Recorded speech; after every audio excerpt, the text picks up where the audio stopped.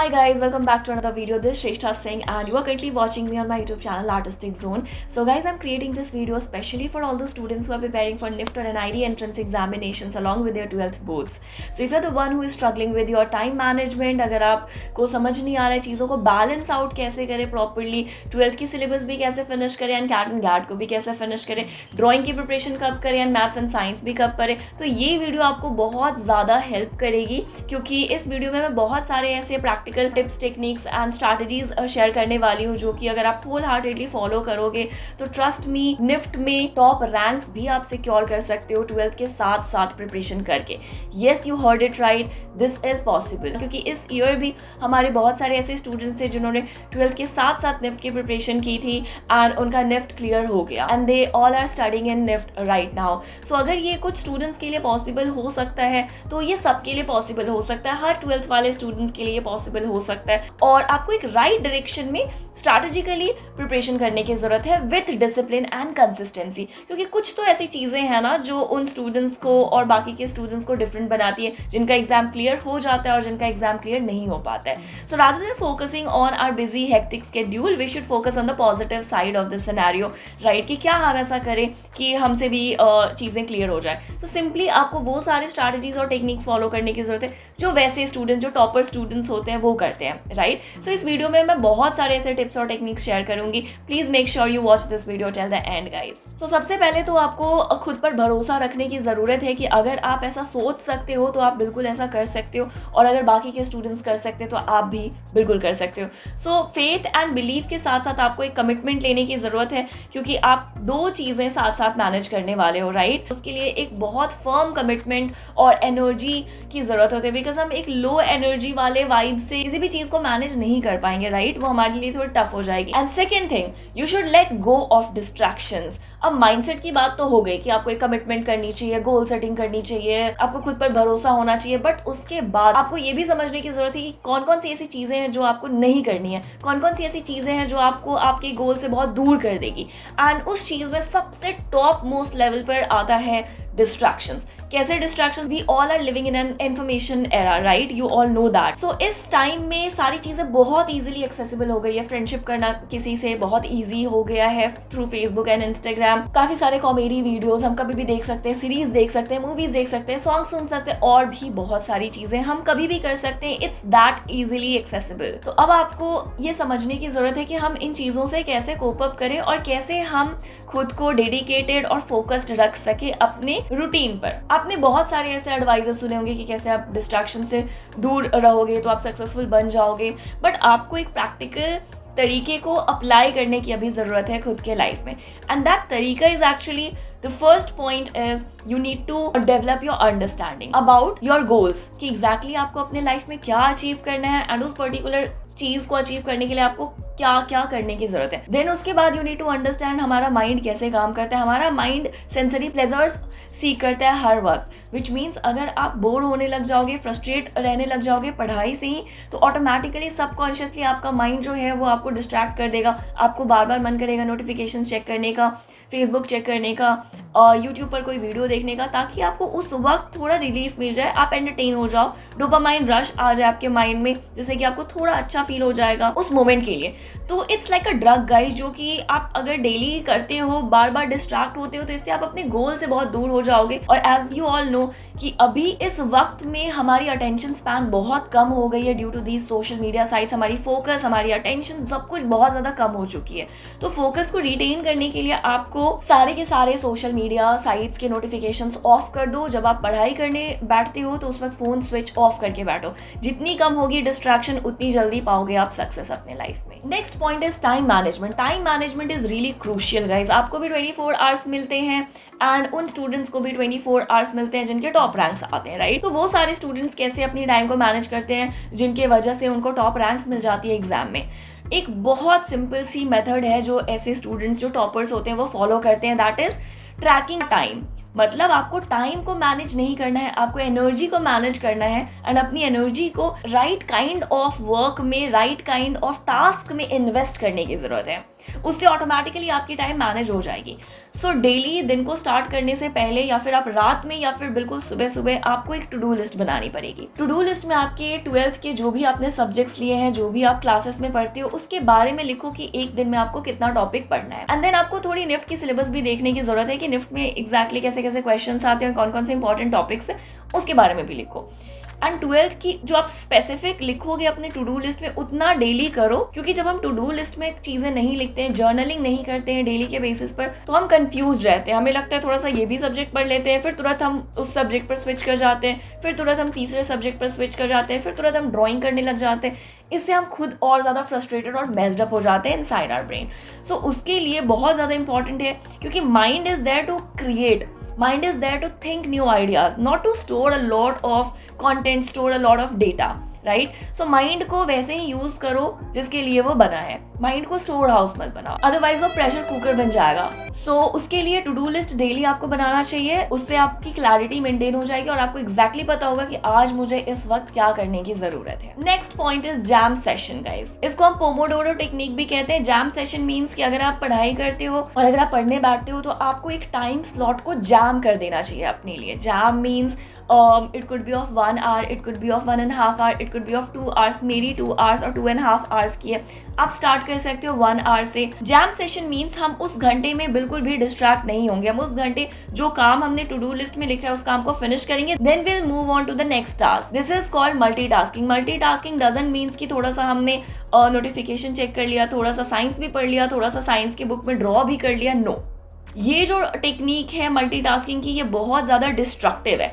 आपको एक constructive method use करने की जरूरत है। उस मेथड का नाम है पोमोडोरो टेक्निक। इसमें हम क्या करते हैं, एक टाइम स्लॉट को जैम करते हैं एंड उस वक्त हम बिल्कुल भी डिस्ट्रैक्ट नहीं होते हैं। फ़ोन भी आप चेक नहीं करोगे, कुछ भी नहीं करोगे, स्टडी टेबल से उठोगे भी नहीं। उसके बाद will take only 5 to 10 minutes का ब्रेक। उस ब्रेक वाले टाइम में आप सिंपली थोड़ा सा टहल सकते हो एंड देन उसके बाद फिर से आप 1 घंटे की जैम सेशन लो। तो अगर आप ऐसे टाइम स्लॉट को जैम कर दोगे तो उसमें आपकी प्रोडक्टिविटी काफ़ी ज़्यादा इंक्रीज होगी और कम टाइम में फोकस के साथ आप ज़्यादा से ज़्यादा चीज़ों को एक्सप्लोर कर पाओगे, ज़्यादा ड्राइंग बना पाओगे, जल्दी साइंस की कोई चैप्टर फिनिश कर दोगे, मैथ्स के 2-3 चैप्टर फिनिश कर दोगे। तो फोकस से ही डिफरेंस क्रिएट होती है। कुछ स्टूडेंट 10 घंटे में बैठ करके उतना नहीं पढ़ पाते हैं जितना कुछ स्टूडेंट 2 घंटे में पढ़ लेते हैं। How so? It's a matter of focus guys, किसकी फोकस कितनी है। 10 घंटे जो स्टूडेंट बैठ रहा है वो 10 बार नोटिफिकेशन भी चेक कर रहा है, 10 बार उठकर इधर उधर टहलने जा रहा है। बट जो स्टूडेंट 2 घंटे बैठ रहा है या 3 घंटे बैठ रहा है, वो लेजर लाइक फोकस और जैम सेशंस में पढ़ाई कर रहा है। So it's very important for you all to study in jam sessions. Next tip is really amazing, that is Parkinson's law. You need to understand Parkinson's law. So there was this interview of Elon Musk. उस interview में Elon Musk ने कहा था कि अगर हम एक task को कंप्लीट करने के लिए 1 महीने देंगे तो वो टास्क हम डेलीगेट करते करते 1 महीने में सॉल्व करेंगे। अगर हम किसी टास्क को कंप्लीट करने के लिए 10 दिन देंगे तो हम कैसे भी करके अपना बेस्ट देंगे और 10 दिन में उसको फिनिश कर देंगे। और अगर किसी टास्क को कंप्लीट करने के लिए हम 5 डेज देंगे तो वो भी पॉसिबल है, और अगर 1 दिन भी देंगे तो वो भी पॉसिबल है। हम उतनी रफ्तार के साथ काम करते हैं, राइट। आपने ये ऑब्जर्व किया होगा कि एग्जाम से पहले हमारी जो मेमोरी होती है वो कितनी ज्यादा फोटोजेनिक हो जाती है। फोटोजेनिक मीन्स चीजें बहुत जल्दी जल्दी याद होने लग जाती है। Why so? क्योंकि हमारी फोकस बहुत ज्यादा इंक्रीज हो जाती है। उस वक्त हम फोन नहीं देखते, कुछ भी नहीं देखते, ना खाते हैं ना पीते, सिर्फ और सिर्फ रिविजन करते हैं, तो जाती है माइंड में, राइट। बिल्कुल इसी पार्किंसंस लॉ को आपको फॉलो करने की जरूरत है अपने लाइफ में, which means create deadlines.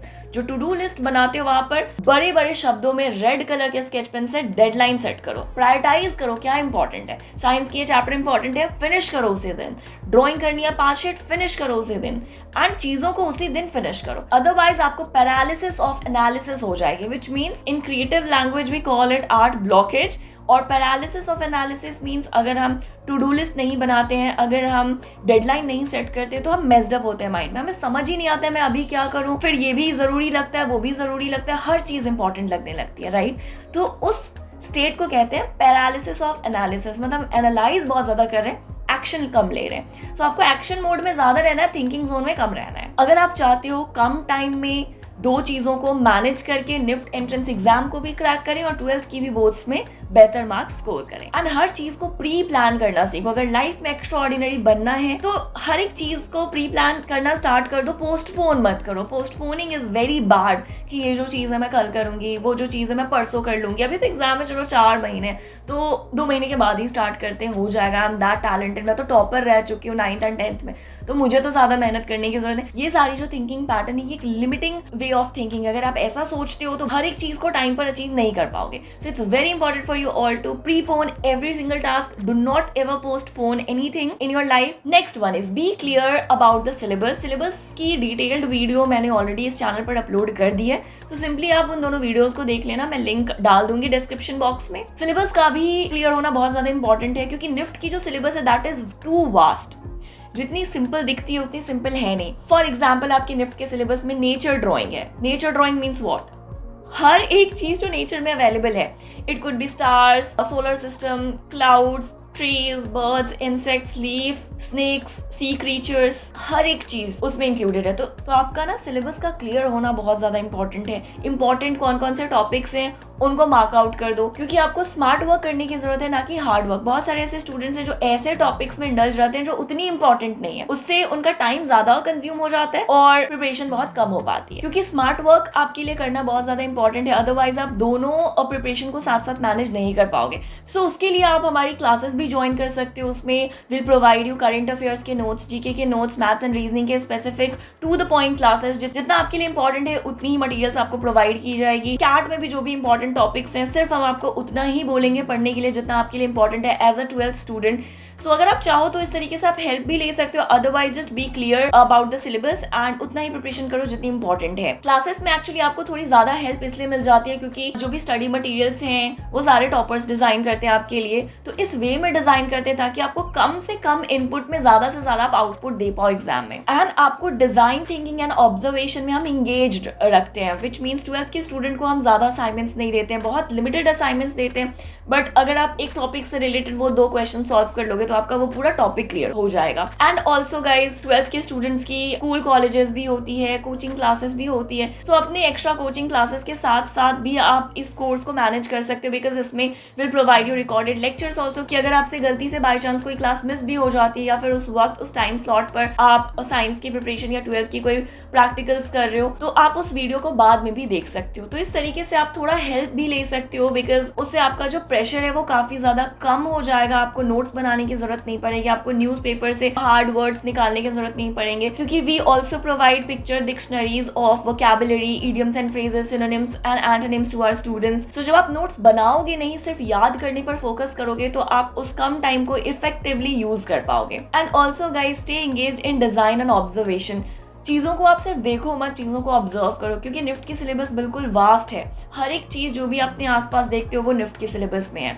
Kitchen में अगर जाते हो स्पून से कुछ खा रहे हो तो स्पून को एक बार ध्यान से ऑब्जर्व कर लो और हर एक टाइम को यूटिलाइज करो, चीज़ों को ऑब्जर्व करते रहो। उससे आपको काफ़ी सारे आइडियाज मिलेंगे, बिकॉज इस ईयर ही there was this question in NIFT जिसमें कि स्टूडेंट्स को फेदर बनाना था। अगर आप कुछ बर्ड्स के पिक्चर भी अगर ऑन अ डेली बेसिस देखते रहते हो तो उससे वो डिज़ाइन आप एग्जाम तक याद रख पाओगे, राइट? तो वो आपको काफ़ी ज़्यादा हेल्प करेगी चीज़ों को रिकॉल करने में, मेमोरी ड्राइंग बनाने में। अगर आप चीज़ों को ऑब्जर्व करना स्टार्ट कर देते हो, जो भी है आपके आसपास, it could be a show piece, आपकी shoes and sandal, it could be your stationery products, your phone case, sanitiser bottle, perfume bottle, every single thing.